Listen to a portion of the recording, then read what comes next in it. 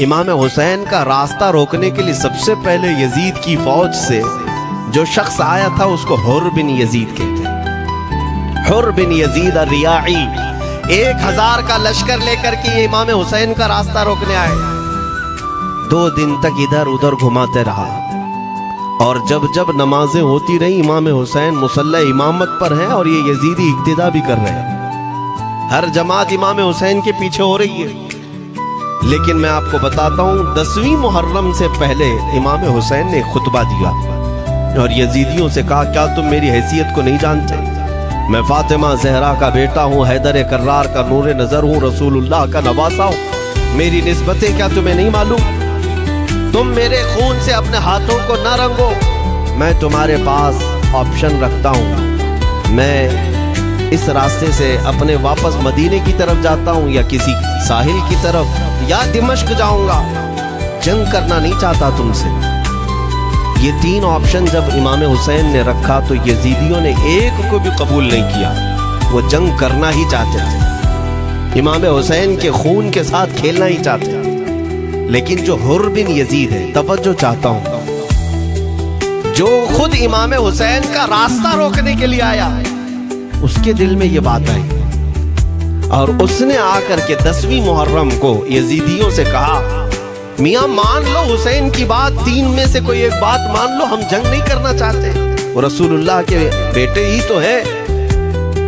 तो सारे जो सिपह सालार बड़े बड़े थे, अम्र बिन साद, शिमर वगैरह, हुर बिन यजीद से कहने लगे, तुझे कौन कहता है फैसला करने के लिए? तू सिपाही है।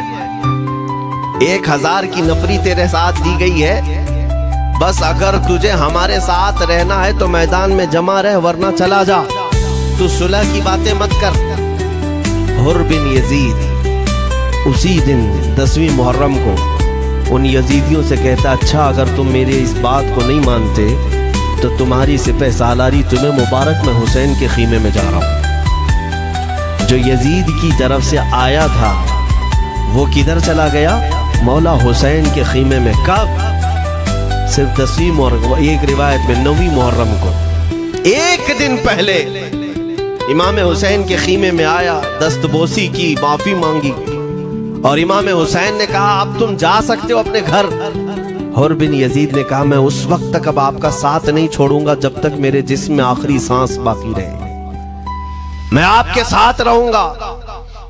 अब इमाम हुसैन की वफादारी में आने वाला कौन था? इसलिए मैं आपको एक चीज दे जाता हूं मेरे अजीजों, अल्लाह अज़्ज़ वजल की कुदरत के फैसले हैं। वो जब चाहता है कहीं से भी किसी को हिदायत अता फरमाता है। वो बातिल कुव्वतों के मौजूद पलने वाला बच्चा भी कभी रब तबारक व तआला हिदायत देता है, उसे आलिम बनाता है, और कभी काबे की छांव में पलने वाले को मौला अबू जहल भी बनाता है, गुमराह कर देता है। हुर बिन यजीद मौला हुसैन के पास आ गए। जो बात मुझे कहनी है उसके लिए मुझे इतना वाकया बयान करना पड़ा है। मैं असल पॉइंट की तरफ आता हूं, क्यों मैं ये बयान कर रहा हूं। जब 10वीं मुहर्रम को जंग शुरू हुई, अम्र बिन साद ने तीर चलाया, तो जानते हैं खीमा हुसैन की तरफ से सबसे पहले मैदान में उतरने वाला यही हुर बिन यजीद ही, यही उतरे अपने घोड़े पर सवार होकर उन्हीं यजीदियों से लड़ने के लिए जिनकी फौज में ये आए थे, उनके मुकाबिल में लड़ने के लिए गए। और जब लड़ने की इब्तिदा हुई, सुबह से दोपहर के करीब तक वो लड़ते रहे, जवाल तक।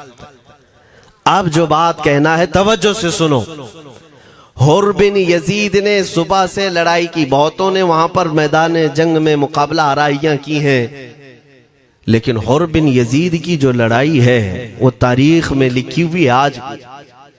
उन्होंने यजीदियों के साथ जो जंग किया, कई घंटे जंग करने के बाद, जानते हैं तन्हा हुर बिन यजीद ने 120 यजीदियों को कत्ल किया। 120 की तादाद, एक घोड़सवार एक ही है, 120 को मार गिराया। उसके बाद जामे शहादत नोश किया। मैं तारीख पढ़ रहा था, वहीं पर हमने किताब को रोक दी। बहुत सारे लोग करबला के वाकयात में इमाम हुसैन के खानदान के बच्चों के शहादत तो बयान करते हैं, उनके जिस्म कट गए, उनके ऊपर घोड़े दौड़ाए गए, लेकिन तुम ये नहीं जानते कि हुसैनी शहजादों ने बातिल कुव्वतों के कैसे छक्के छुड़ाए थे। एक एक जवान ने मुकाबिल में आने वालों को उनकी औकात कैसे याद दिलाई थी। अब सुनो, हुर बिन यजीद 120 को मार गिरा सकते हैं, वो भी एक दिन पहले खीमा हुसैन में आने वाला, एक दिन पहले खीमा हुसैन में आने वाला। बात समझ में आ रही है? अभी जो एक दिन पहले खीमा हुसैन में आ जाए, उसकी ताकत का हाल ये है। जो पैदाइशी हुसैनी हो, उसकी ताकत का हाल क्या हो? मेरे अजीजों, ताकत किसे कहते ये समझो।